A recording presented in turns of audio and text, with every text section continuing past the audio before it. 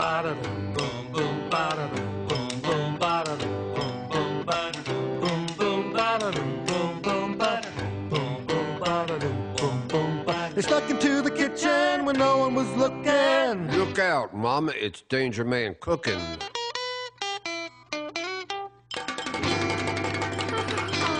Oh, no.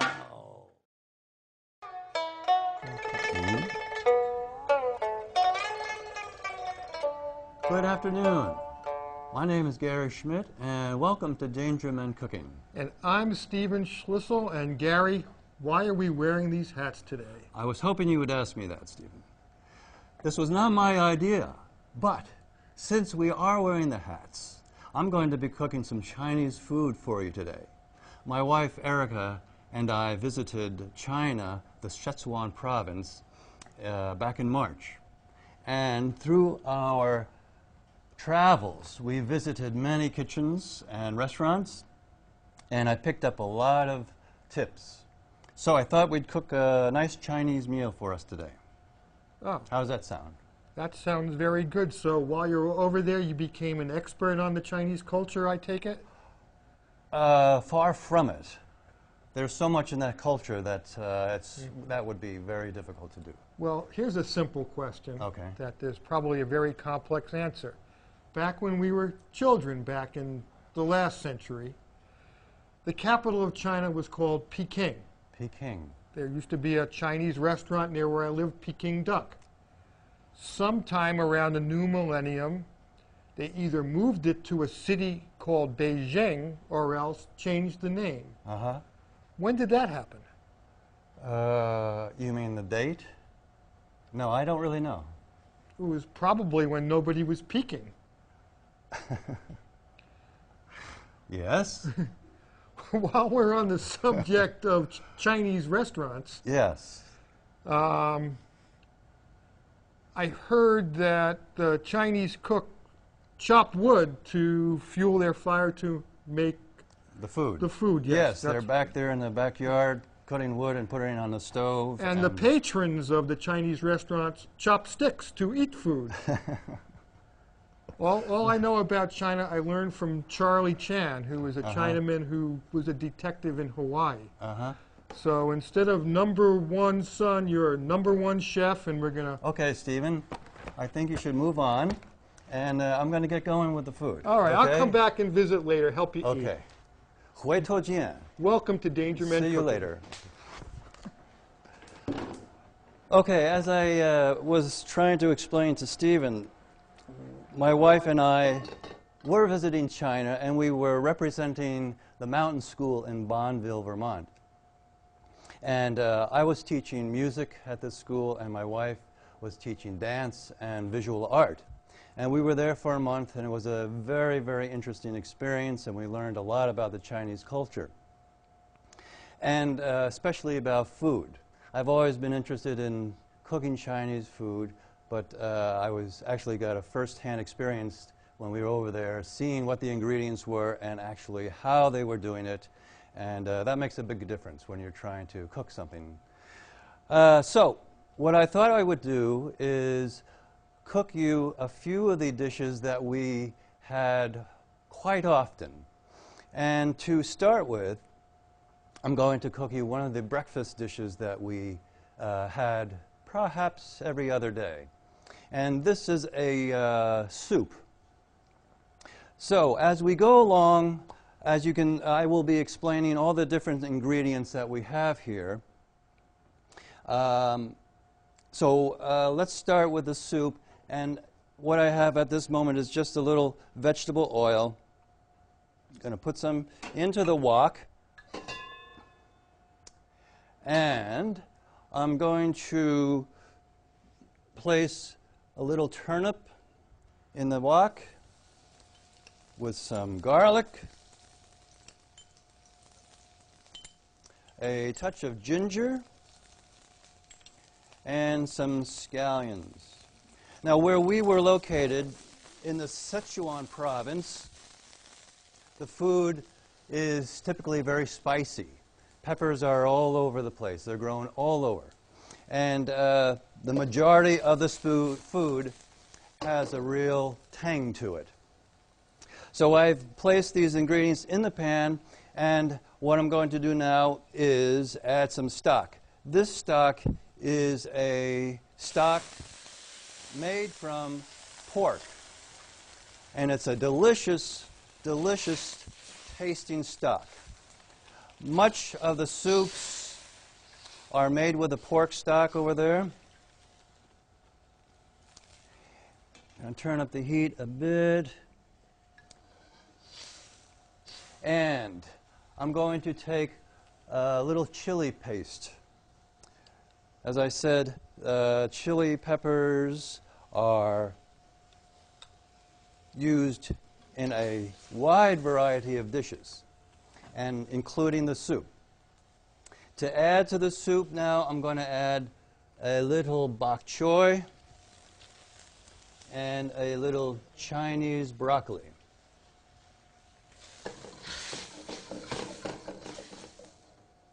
When we were living there for the month, my wife and I would go out in the morning and walk down the main avenue of the city we were visiting.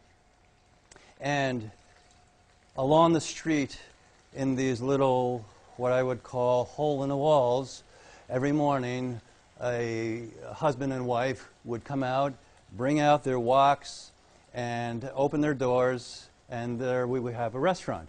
And there would be maybe 3 or 4 tables inside, and in front of the wok they would have a table such as this, and all the ingredients are displayed. So you could go and, if you did not speak Chinese, of course, you could just go and point to what you would like to have in your soup, and they would fix that up for you.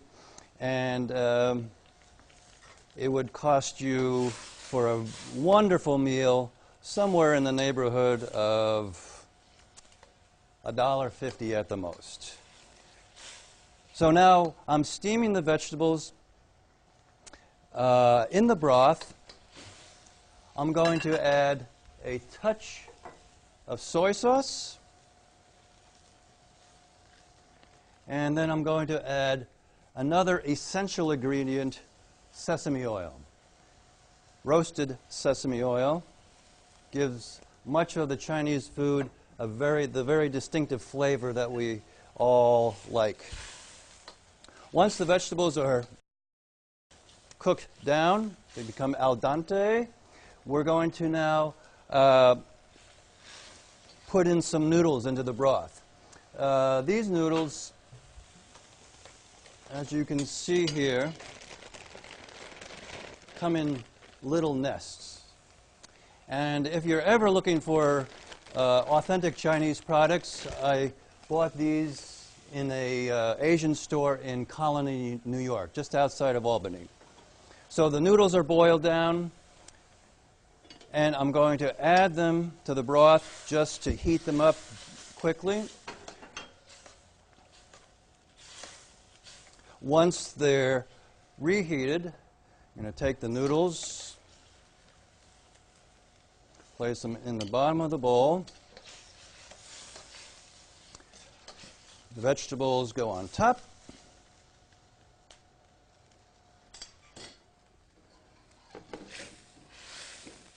The broth, of course, goes over everything.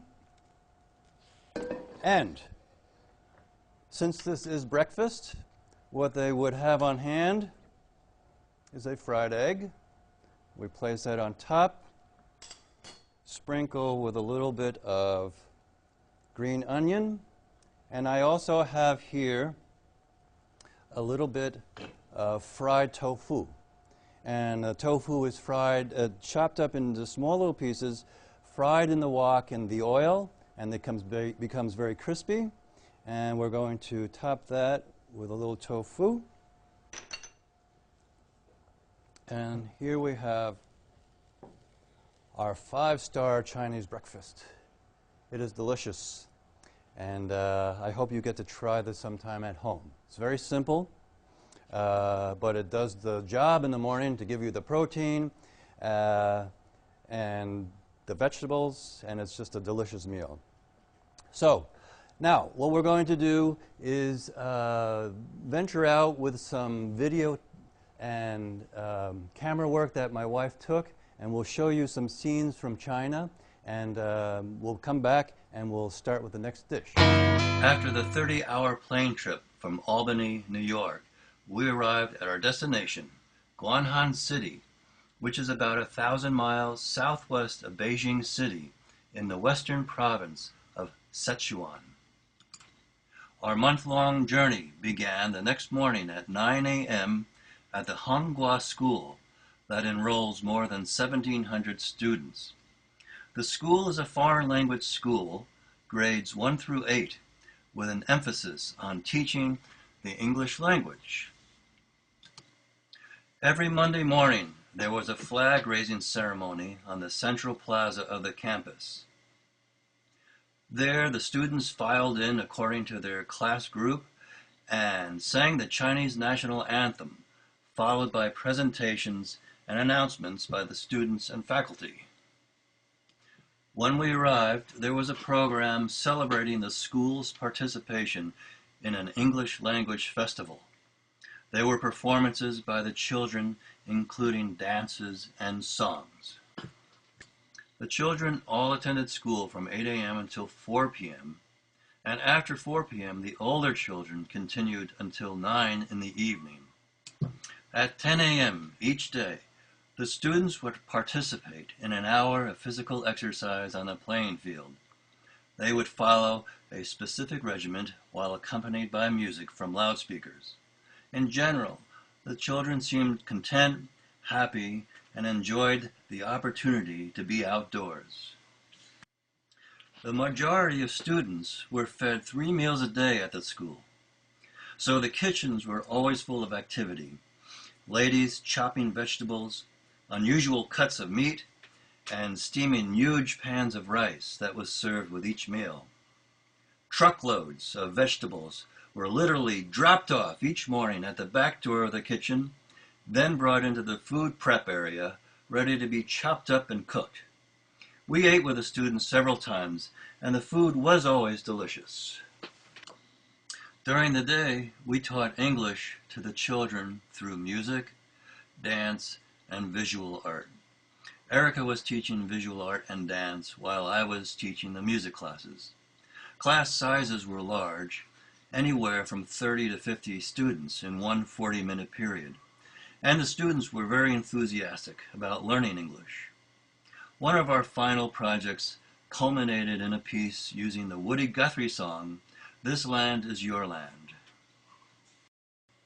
During our stay there, we got to know a lot of the faculty members at the school, enjoy many meals with them, and had many interesting conversations about China's culture and politics. They too were very eager to learn about American culture. Teaching in China was a rewarding experience, and we are grateful to have had this opportunity to meet and feel welcomed by so many wonderful people. Okay, welcome back, and I hope you enjoyed those photographs and video footage from part of our trip. What I'm going to cook now is a classic Szechuan dish. It's called mapo tofu, and Szechuan cooking is a little different than the typical Cantonese style that most of us experience here in the United States. There are many differences. I won't go into those at the moment, but you will notice that the use of stock is a little less so than in Cantonese cooking. But of course in China there are many regions of cooking that are just wonderful and have their own identity. So for this dish, I'm going to have this cake of tofu, and I'm going to dice this up. Now in China, tofu is looked at a little differently than how we look at it here in the United States. Typically, I would say in the United States, we see tofu as being more of a vegetarian-oriented product, but tofu in China is used in everything. It's used as a supplement to a meat dish. It's used as a garnish to a soup. It's used as a midday snack. It's full of protein, and it's a great product to be able to utilize. It's good for you, and it will take on the flavor of the dish that you're cooking very well. So, I have the oil in the wok, and we're going to start with a little ground pork.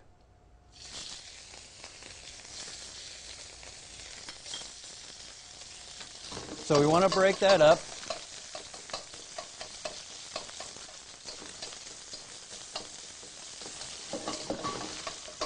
While that's cooking, we're going to add our garlic, our ginger, and our scallions.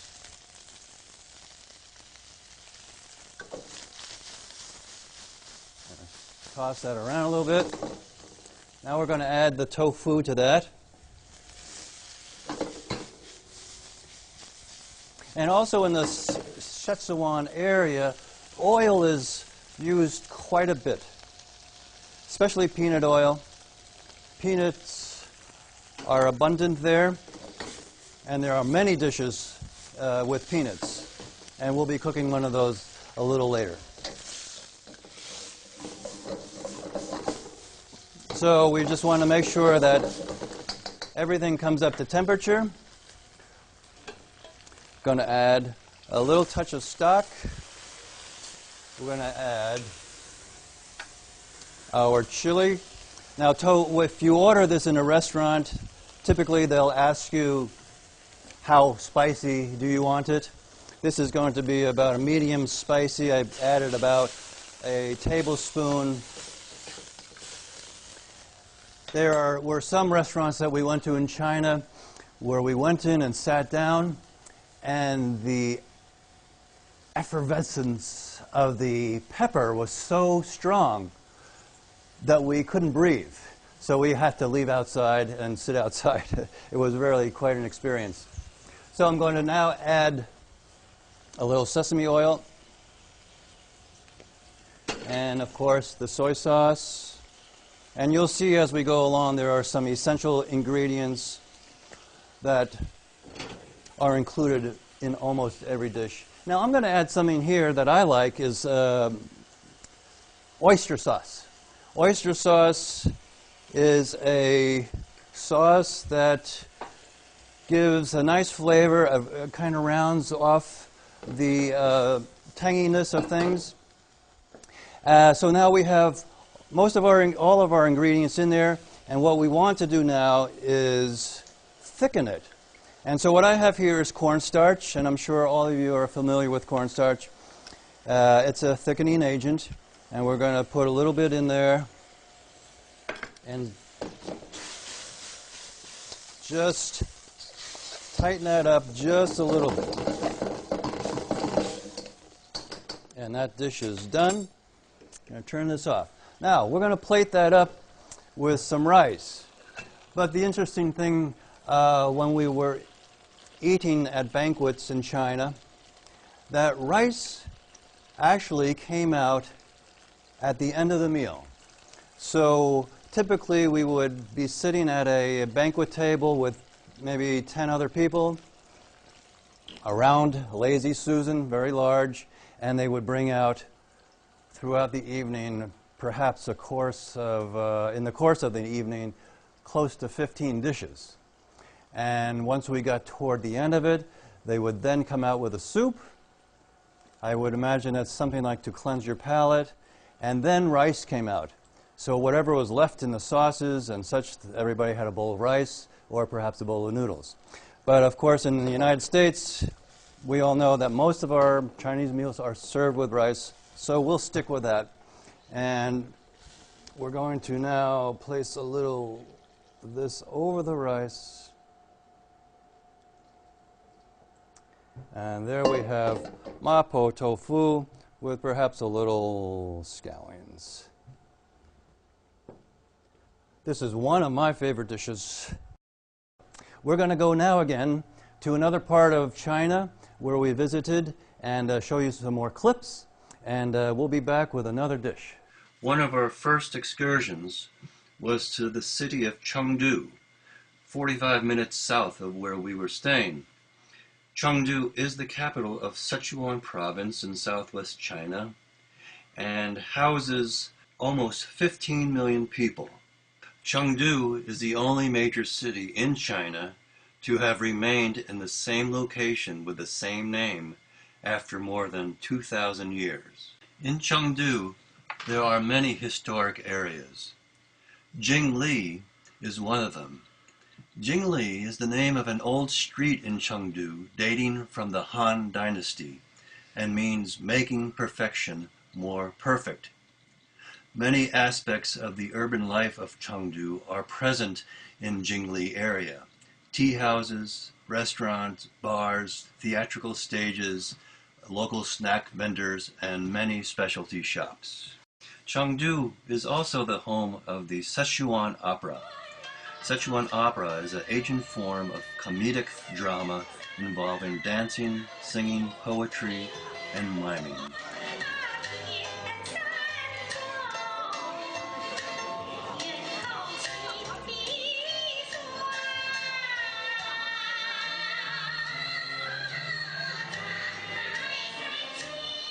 One of China's national treasures is the giant panda. The giant panda is one of the rarest animals in the world and totals in number to about 1,500, including those living in the wild, 80% of which are in the Sichuan province.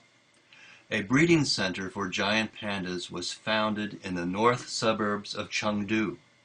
It is the only one of its kind in the world that's located in a metropolitan area. As we traveled through Chengdu, we were able to eat at many diverse types of restaurants and tea houses. The distinct characteristic of Sichuan cuisine is the use of spicy chilies and peppercorns. An old Chinese adage says, "One dish, one style, 100 dishes, 100 flavors. Of thousands of dishes, every one has its own story behind it." The dish we just did, mapo tofu, was a specialty of many of those restaurants there, as is the dish that we're going to do now, which will be pork spare ribs with a black bean sauce. I have here, of course, the spare ribs. You would prepare these ahead of time like you would do for barbecued ribs, but they're cut into small sections, pork riblets, I guess you would call them. In China, whenever we had a dish with meat, the content of protein, the meat, was very small. Instead of taking the chicken, for instance, off of the bone, they would just chop the chicken with the bone on into small pieces, and so when you had the dish, you were picking up a piece of chicken bone with a little meat on it. So the chicken and meat in general is used mainly for flavoring. The population is so large in China, as we know, that I'm sure rationing is part of the whole scenario there. So with this dish, the ribs are cut into small sections, and there's a touch of meat on them, but they're delicious. All right, so we're going to start pretty much the same way. We have our garlic in the pan, ginger, and I'm going to place into the pan now the ribs, and we're going to get those braised nicely. And this dish includes an ingredient called black beans. And the beans are dried and fermented with salt. So they have a very pungent flavor, a very distinctive flavor, and they're used in quite a bit of the Sichuan cooking. So now I'm going to add to the pork the black beans,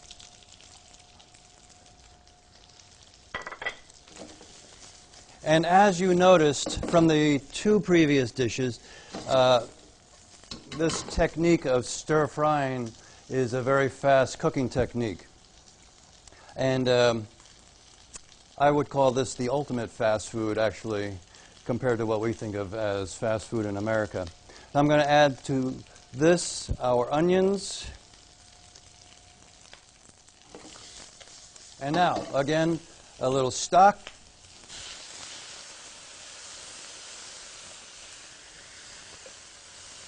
Touch of sesame. Soy sauce. And I will add some chili to this. Now, one thing in China is, like I said earlier, is that peanuts are very prevalent in the area. And there are many dishes with peanuts. Kung Pao chicken, of course, is a traditional one. And but for the experience of the peanuts today, I'm just going to add them to the pork. I don't think typically they would be added to this dish, but that's how cooking goes, you know. You just do what you feel like at the moment. So we have this heating up nicely.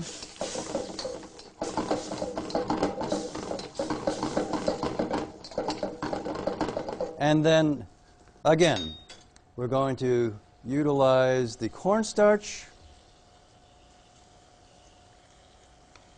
And this dish, the black beans, give the color of the dish a little darker hue. So it's a really wonderful looking dish. And if you're cooking and you use a little too much cornstarch, like I think I did here, I'm going to add a little more stock to this just to smooth out the texture. And again, we'll just, for the sake of us Americans, we'll place this over the rice.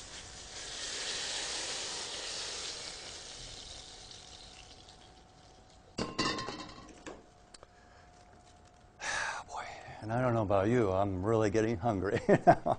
So here we are, braised short ribs of pork with a black bean sauce.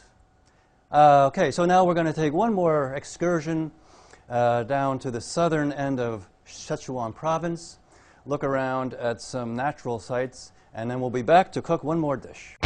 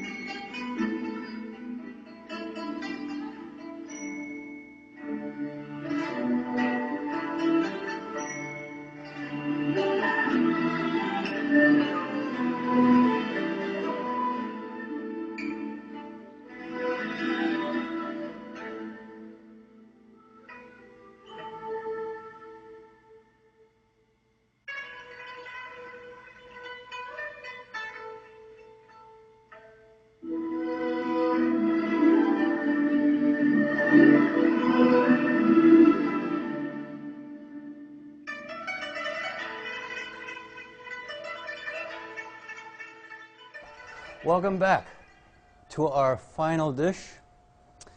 Stephen has requested that we do a vegetarian dish, and so we will. This will be called vegetable chow fun, and not that this is necessarily indicative of the Sichuan province. I would consider this to be more Cantonese style, I suppose. So what we have here are some boiled noodles, and what they would call a chow fun noodle, and looks something like this.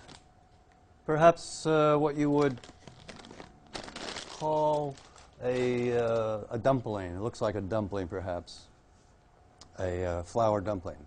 So we're going to use that as our noodles. And one item that we're going to use here that is unfamiliar, I'm sure, to most people is bean curd, a form of tofu, but it's called a bean curd stick. And bean curd comes in many, many forms in China. So it comes in sheets, comes in sticks. So this is, I believe, a sheet that's been rolled up. It's dried, and then to use it, you soak it in water, and then it becomes pliable, and it has a very nice texture. And like tofu, it doesn't have much of a flavor by itself, but it is a good source of protein, and it is something that's found in dishes in China quite often. So this preparation will be just a little bit different than what we saw earlier. I'm going to first start with the vegetables, and I'm going to use some turnip again, and the items that I used in the soup, we have Chinese broccoli and some baby bok choy.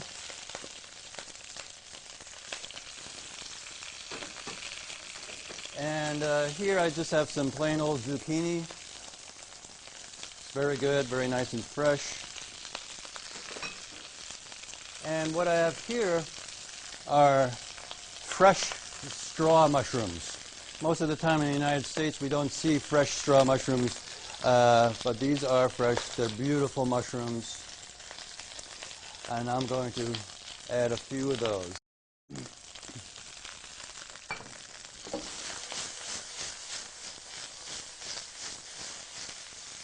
So this style of cooking, I guess you would say, utilizes perhaps two types of techniques. One is a sauteing, stir fry, let's say, and then we're going to add stock to that, which will then almost steam things. So now at this point we're going to add our garlic again and scallions.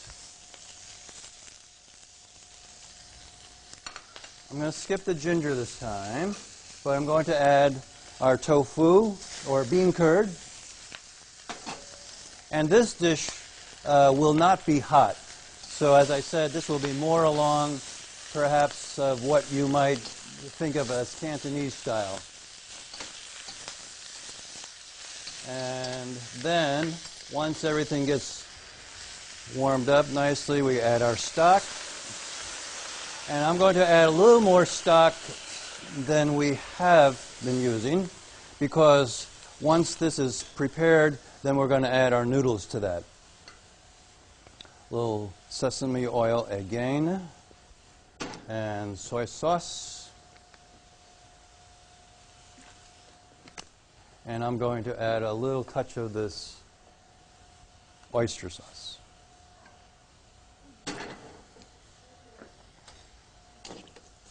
And we bring this up to a nice temperature, a temperature that the cornstarch will react to immediately. When you're using cornstarch, you want to make sure you're close to a boiling temperature, if not boiling, because then you can see right away how things thicken up. So I believe we're at that point.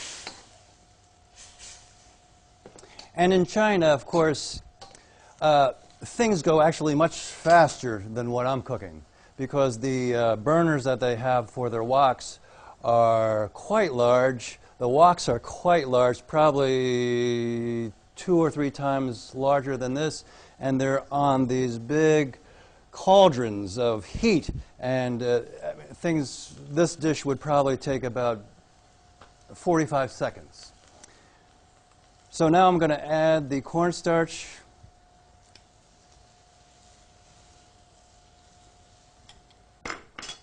And you can see that that almost immediately thickens up nicely. Now we're not wanting to make this too thick because we have our noodles. And now we're going to add the noodles to this. The noodles, of course, have been cooked and sitting there on the side patiently waiting to be added to the dish.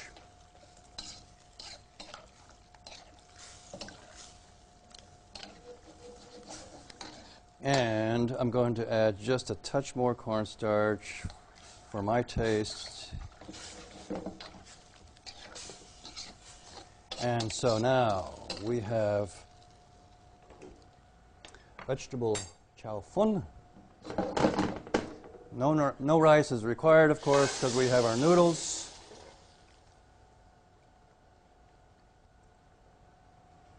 And we will perhaps garnish this again with a little green onion, scallion. And there we are. So, I hope you've enjoyed this presentation, and if you ever get a chance to visit China, please do, because it's such a beautiful place and the people are so lovely there, and they are so willing and interested to talk with Americans and make friends with us. So, bon appetit. So, Steve, what do you think about these dishes? Well, this is quite a feast. I can see we've got more people in the studio ready to eat than we have enough food for, but that's typical every show. The crowd grows larger. A great job. I hope people learn something. Yes, and like I said, I hope if you get the chance to experience China, please take advantage of it. It's a beautiful place. So we want to thank the folks at home for watching today, and until next time, keep on cooking. Boom boom boom ba da boom boom boom ba da boom boom ba da boom boom ba da boom boom ba da boom boom ba da boom boom ba da boom boom ba. They stuck into the kitchen when no one was looking. Look out, Mama, it's Danger Man cooking.